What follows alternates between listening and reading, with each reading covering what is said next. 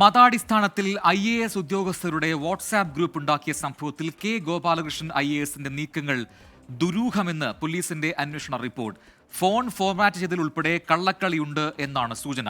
സർക്കാരിന് കൈമാറിയ അന്വേഷണ റിപ്പോർട്ട് 24 പുറത്തുവിട്ടു. അതിനിടെ ഉന്നത ഉദ്യോഗസ്ഥർക്കെതിരെ സമൂഹ മാധ്യമങ്ങളിലൂടെ വിമർശനം ഉന്നയിച്ച N പ്രശാന്ത് IASന് ചാർജ് മെമ്മോയും നൽകിയിട്ടുണ്ട്. സലീം മാലിക്കാണ് ഈ രണ്ട് വാർത്തകളുടെയും വിശദാംശങ്ങളുമായി ചേരുന്നത്. ആദ്യം ഈ ഗോപാലകൃഷ്ണനുമായി ബന്ധപ്പെട്ട വാർത്തയിലേക്ക് പോകാം. Saleem, good afternoon. അപ്പോൾ കെ ഗോപാലകൃഷ്ണന്റെ കാര്യത്തിൽ എന്താണ് ഇപ്പോൾ പോലീസിന്റെ ഈ റിപ്പോർട്ടിൽ പറയുന്ന കാര്യങ്ങൾ? അത് അടിമുടി ദുരൂഹതയുണ്ടെന്ന് പറയുന്നു.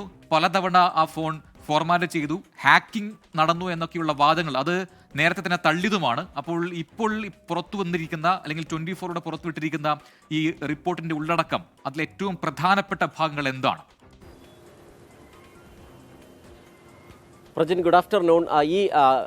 കെ ഗോപാലകൃഷ്ണൻ IASന്റെ ഇടപെടലുകൾ അത്രയും അടിമുടി ദുരൂഹം എന്നുള്ളതാണ് പോലീസ് റിപ്പോർട്ട്. ആ റിപ്പോർട്ടാണ് ഇന്ന് 24 പുറത്തുവിട്ടത്. അതിൽ കെ ഗോപാലകൃഷ്ണൻ പറഞ്ഞത് അത്രയും സർവത്ര കള്ളം എന്ന് തെളിയിക്കുന്ന തരത്തിലുള്ള പോലീസ് റിപ്പോർട്ടാണ് ഇപ്പോൾ പുറത്തു വന്നിരിക്കുന്നത്. അതിലെ പ്രധാനപ്പെട്ട കാര്യം, ഈ ഫോൺ ഹാക്ക് ചെയ്തു എന്നൊരു വാദമായിരുന്നു കെ ഗോപാലകൃഷ്ണൻ ആദ്യം ഉന്നയിച്ചിരുന്നത്. പക്ഷേ അങ്ങനെയല്ല, അങ്ങനെ ഒരു ഹാക്കിങ്ങും നടന്നിട്ടില്ല എന്ന് പറയുന്നു. മാത്രമല്ല, ഈ തീയതി, അതായത് ഫോൺ ഫോർമാറ്റ് ചെയ്ത തീയതി, ഫോൺ ഫോർമാറ്റ് ചെയ്തത് എന്തിന് എന്ന ചോദ്യത്തിന് കെ ഗോപാലകൃഷ്ണൻ ആദ്യം മറുപടി നൽകിയത് അത് തൻ്റെ ഫോൺ ഹാക്ക് ചെയ്തത് കൊണ്ടാണ്. മല്ലു ഹിന്ദു ഓഫീസേഴ്സ് എന്ന പേരിലൊരു ഗ്രൂപ്പ് മറ്റാരോ തുടങ്ങിയത്, അതുകൊണ്ട് പേടിച്ച് താൻ ഫോൺ സ്വിച്ച് ഓഫ് ചെയ്തതിന് ശേഷം ഫോർമാറ്റ് ചെയ്യുകയായിരുന്നു എന്നാണ് പറഞ്ഞത്. അത് ഈ ഗ്രൂപ്പ് തുടങ്ങി അന്ന് തന്നെ ഫോൺ ഫോർമാറ്റ് ചെയ്തു എന്നായിരുന്നു ആദ്യം പോലീസിന് നൽകിയ മൊഴി.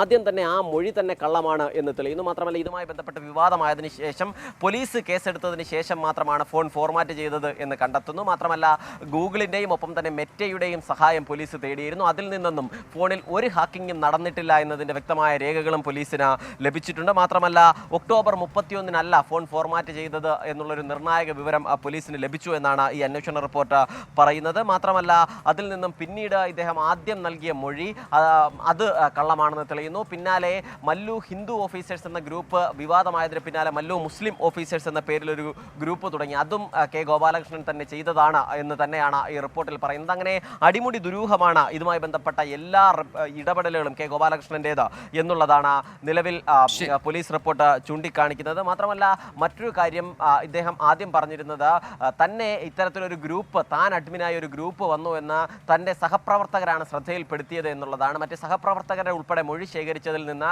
അങ്ങനെ ഒരു സഹപ്രവർത്തകരും ശ്രദ്ധയിൽപ്പെടുത്തിയതല്ല എന്നുള്ള കാര്യം കൂടി തെളിയുന്നുണ്ട്. അങ്ങനെ ഈ പരാതി നൽകിയതിലും താൻ ആദ്യം ഫോൺ ഹാക്ക് ചെയ്തു എന്ന് പരാതി നൽകി എന്ന് പറയുന്നു. പക്ഷേ ആ പരാതി നൽകുന്നത് നവംബർ 4 പ്രശ്നങ്ങളുണ്ട് എന്നാണ് പോലീസിന്റെ കണ്ടെത്തൽ. ആ റിപ്പോർട്ടിന്റെ ഉള്ളടക്കമാണ് 24 പുറത്തുവിട്ട് സർക്കാരിൽ സമർപ്പിക്കപ്പെട്ട റിപ്പോർട്ടാണ്. അതിൽ സർക്കാർ നിലപാട് എന്താണ് എന്ന് പിന്നീട് അറിയാം. എന്തായാലും മറ്റൊരു വാർത്ത നേരത്തെ പറഞ്ഞതുപോലെ പ്രശാന്ത് IASന് ചാർജ് മെമ്മോ നൽകിയതാണ്. ജയതിലക് IASന് എതിരെയുള്ള പരാമർശങ്ങൾ സമൂഹ മാധ്യമങ്ങളിൽ തെറ്റായി എന്നൊരു വിലയിരുത്തലാണ് ഇപ്പോൾ ചീഫ് സെക്രട്ടറി ഉള്ളത്. അതിന്റെ അടിസ്ഥാനത്തിലാണ് ഇപ്പോൾ ഈ ചാർജ് മെമ്മോ പ്രശാന്തിന് നൽകിയിരിക്കുന്നത്.